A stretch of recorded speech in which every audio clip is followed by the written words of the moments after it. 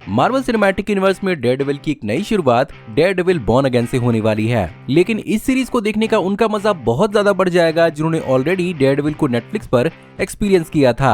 लेकिन बहुत सारे मार्वल फैंस ऐसे भी होंगे जो डेयरडेविल के नेटफ्लिक्स के पास्ट और उसके कॉन्सेप्ट को शायद न जानते हो। बट डोंट वरी, आज की वीडियो आपकी ये भी प्रॉब्लम सॉल्व कर देगी। और आज की इस वीडियो में हम आपको एक्सप्लेन करेंगे everything you need to know before watching Daredevil Born Again, जिसमें आपको पता चलेगा इस सीरीज से पहले के डेयरडेविल का कॉन्सेप्ट और कहानी। इसीलिए इस वीडियो में बहुत सारे स्पॉयलर्स होंगे, इसीलिए इस बात का ध्यान रखिएगा। हे गाइस, मेरा नाम है पंकज सागर और आपको स्वागत है गेमों को हिंदी के एक और फर्स्ट वीडियो में। Now without wasting any more time, let's get started.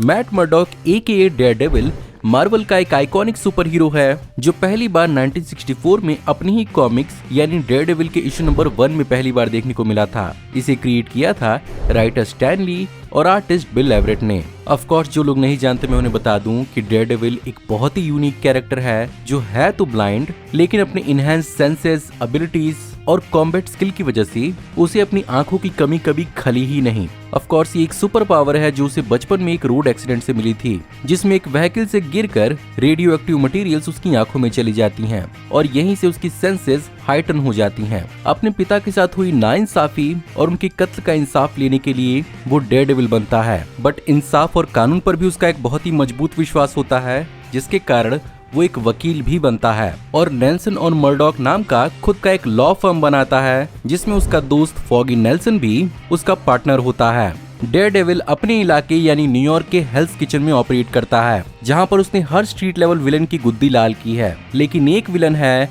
जो उससे बार बार पंगे लेता है और उसके लिए एक बहुत बड़ा चैलेंज साबित होता है। वो है Wilson फिस्क, also known as kingpin, जो वैसे तो दुनिया के सामने अपने आप को एक सक्सेसफुल एंटरप्रेन्योर के रूप में प्रेजेंट करता है, लेकिन उसके पीछे वो सब कुछ करता है जो आप एक माफिया या एक बड़े लेवल के अंडरवर्ल्ड विलन से एक्सपेक्ट कर सकते हैं। और अब तक की दिखाई हुई डेयरडेविल की सीरीज की कहानियां इन्हीं दोनों की डायनामिक्स पर ही पूरी तरह से रिवॉल्व करती हैं।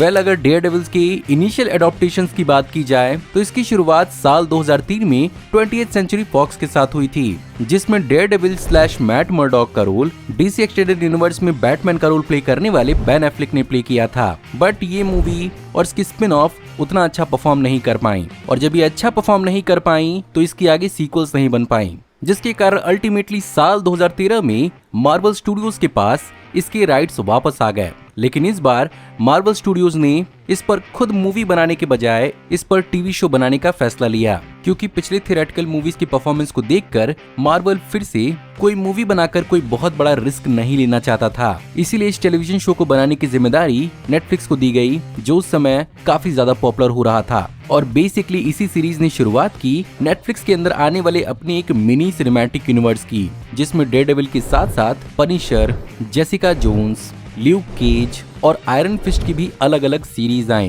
साथ ही साथ इनका खुद का अपना क्रॉसओवर सीरीज द डिफेंडर्स के नाम से भी रिलीज किया गया, जो बस एक सीजन तक चला। अगर आपको जानना है कि इस पूरे के पूरे सिनेमैटिक यूनिवर्स को किस तरह से फॉलो करें, तो मैं यहाँ पर आपको देसी नर्ड अमीश भाई की इस वीडियो को रेकमेंड करूंगा, जिसमें उन्होंने बहुत अच्छे से पूरी टाइमलाइन को समझाया है। बट फिलहाल चलिए बात करते हैं डेयरडेविल की सीरीज की छोटी सी समरी के बारे में।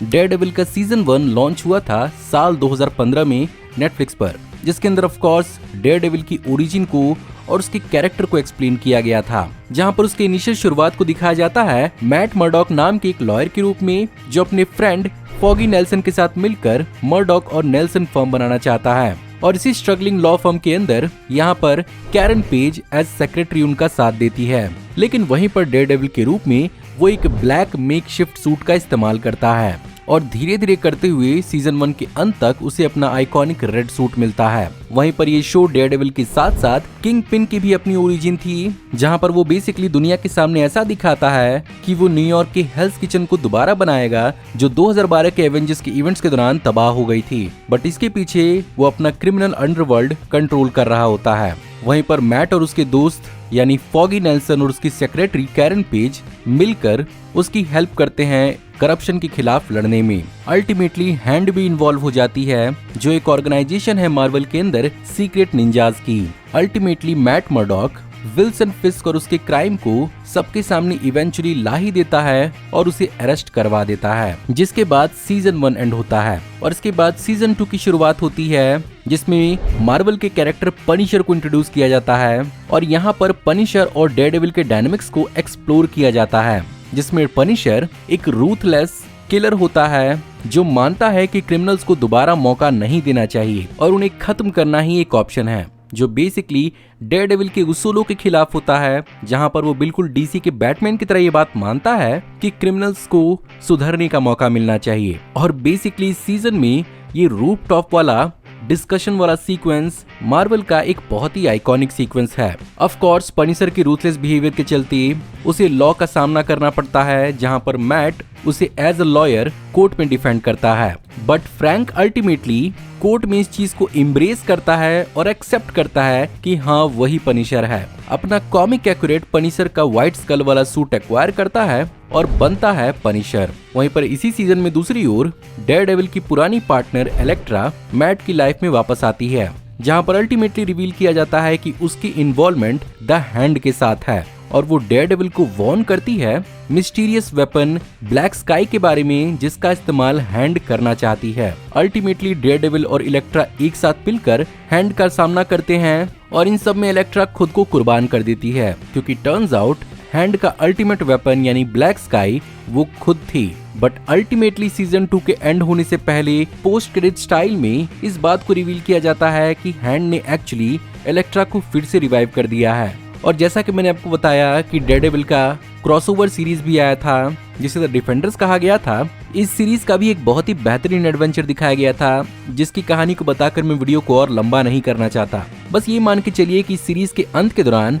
डेयरडेविल बहुत ही ज्यादा घायल हो जाता है और इसी के बाद से सीजन 3 के इवेंट्स की शुरुआत होती है, जहां पर मैट मर्डॉक को चर्च में छुपे हुए दिखाया जाता है, जिसमें वो अपनी फेथ को क्वेश्चन करता है और डेयरडेविल की आइडेंटिटी को अबैंडन करता है। इसके बाद फाइनली किंगपिन की वापसी होती है, जहां पर वो FBI को मैनिपुलेट करता है प्रिजन से बाहर निकलने के लिए और अपनी एम्पायर को फिर से खड़ा करना चाहता है, जहां पर Wilson फिस्क actually FBI agent Benjamin डेक्स पॉइंटडेक्स्टर को अपॉइंट करता है, जिसे बेसिकली बुलजाई बुलाया जाता है। और जैसा कि मैट मर्डॉक ने डेयरडेविल की आइडेंटिटी को अबैंडन कर दिया था, किंगपिन यहाँ पर एक्चुअली उसके सूट का इस्तेमाल करता है और वो उसे बुलजाई को देकर डेयरडेविल को बदनाम करता है। वहीं पर दूसरी तरफ मैट का दोस्त फॉगी डिस्ट्रिक्ट अटॉर्नी के लिए लड़ता है। वहीं पर उसकी secretary / love interest Karen Wilson Fisk के खिलाफ और भी कई सारे सबूत इकट्ठा करती है, जहां पर वो अपने आप को डेंजर में भी डालती है। वहीं पर मैट मर्डॉक अपनी मॉरल्स को लेकर काफी ज्यादा उलझन में फंस जाता है, जहां पर वो दिल से चाहता है कि वो विल्सन फिस्क को मार डाले और अल्टीमेटली विल्सन फिस्क, बुलजाई और मैट मर्डॉक डेयरडेविल का तीनों का एक साथ सामना होता है, जिसमें डेयरडेविल दोनों से निपट लेता है और विल्सन फिस्क की जान लेने ही वाला होता है, बट वो एक्चुअली खुद को रोक लेता है। Ultimately Matt Murdock Wilson Fisk के साथ ये डील करता है कि वो विल्सन फिस्क की वाइफ वेनेसा को इन सब के बीच में नहीं लाएगा अगर वो जेल वापस चला जाता है तो। ऐसा ही होता है और एक नए वक्त की शुरुआत होती है, जहां पर मैट मर्डॉक फॉगी और कैरन के साथ रियूनाइट करता है और वो लॉयर और डेयरडेविल दोनों के काम को संभालता है। वहीं पर बुलजाई उसे रिकवर करते हुए दिखाया जाता है और उसके रिटर्न को हिंट किया जाता है और यहीं पर सीजन 3 एंड होता है।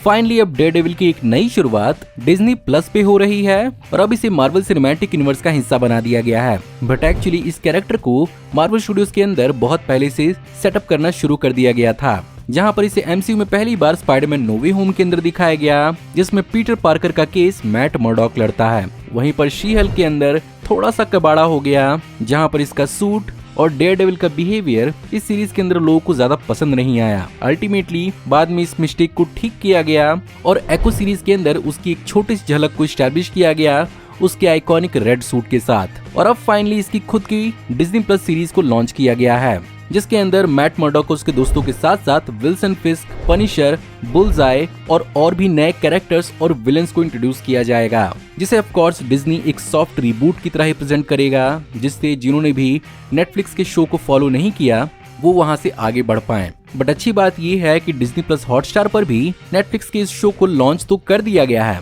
लेकिन एक बहुत ही गलत बात मुझे ये लगी कि जहां पर नेटफ्लिक्स के अंदर सारे के सारे शोज को हिंदी में डब किया गया था, उस हिंदी डब को यहाँ पर प्रेजेंट नहीं किया गया है और नेटफ्लिक्स के इन शोज को सिर्फ और सिर्फ इंग्लिश में प्रेजेंट किया गया है, जो बहुत सारे हिंदी ऑडियंस के लिए एक डील ब्रेकर साबित हो सकती है। लेकिन वहीं पर ऐसा भी हो सकता है कि डेयरडेविल बॉर्न अगेन की पॉपुलैरिटी के बाद डिज्नी बाकी के शोज को भी हिंदी में डब करना शुरू कर दे। और मैं बहुत ज्यादा एक्साइटेड हूँ ये देखने के लिए कि नेटफ्लिक्स के और भी दूसरे कौन कौन से कैरेक्टर्स MCU के अंदर इंक्लूड किए जाते हैं। वैसे तो जब ये शोज नेटफ्लिक्स पे थे तो इन्हें काफी वेग रखा गया था और इनकी डायरेक्ट इंक्लूजन को मेन मार्वल से नहीं जोड़ा गया था, बट अब लगता है कि सारे के सारे इवेंट्स एक्चुअली MCU के अंदर टेक प्लेस किए थे, जिसकी वजह से ही आप इन्हें अपने पेज पे जब चाहे तब देख सकते हैं। फिलहाल डेयरडेविल वाली प्रॉब्लम तो मैंने आपकी सॉल्व कर दी इस वीडियो में।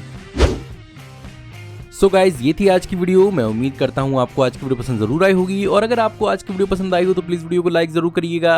कमेंट्स में आप बताइए कि आप और कौन कौन सी वीडियो इस चैनल पर देखना चाहते हैं। अगर आप हमारी आने वाली ऐसी ऑसम वीडियोस को मिस नहीं करना चाहते हैं तो प्लीज चैनल को सब्सक्राइब कर लीजिए। मैं जल्दी आपको एक नई वीडियो में देखने को मिलूंगा, तब तक आप हमारी इन वीडियोस को एंजॉय कर सकते हैं। Thank you for watching, see you in the next video, till then take care, good bye.